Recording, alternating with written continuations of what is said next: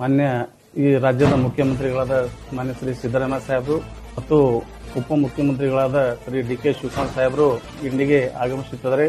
ನಾವು ಇಂಡಿ ಪುರಸಭೆ ವತಿಯಿಂದ ಮತ್ತು ಇಲ್ಲಿ ಅವರಿಗೆ ಸ್ವಾಗತವನ್ನು ಕೋರುತ್ತೇವೆ. ವಿವಿಧ ಅಭಿವೃದ್ಧಿ ಕಾರ್ಯ ಶಂಕುಸ್ಥಾಪನೆ ಮತ್ತು ಭೂಮಿ ಪೂಜೆ ಉದ್ಘಾಟನೆಗೆ ಬರ್ತಾ ಇದ್ದಾರೆ.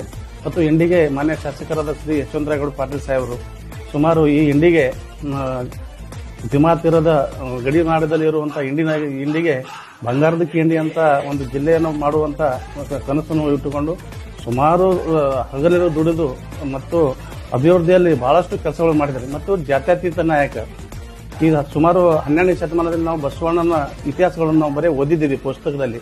ಆದರೆ ಕಾರ್ಯರೂಪದಲ್ಲಿ ಯಾರಾದರೂ ತಂದ್ರೆ ಇಡೀ ರಾಜ್ಯದಲ್ಲಿ ನಮ್ಮ ಯಶವಂತರಾಯಗೌಡರ ಅಂತ ಹೇಳಿ ನಾನು ಬಹಳ ಸಂತೋಷದಿಂದ ಹೇಳಕ್ ಇಷ್ಟಪಡ್ತೇನೆ.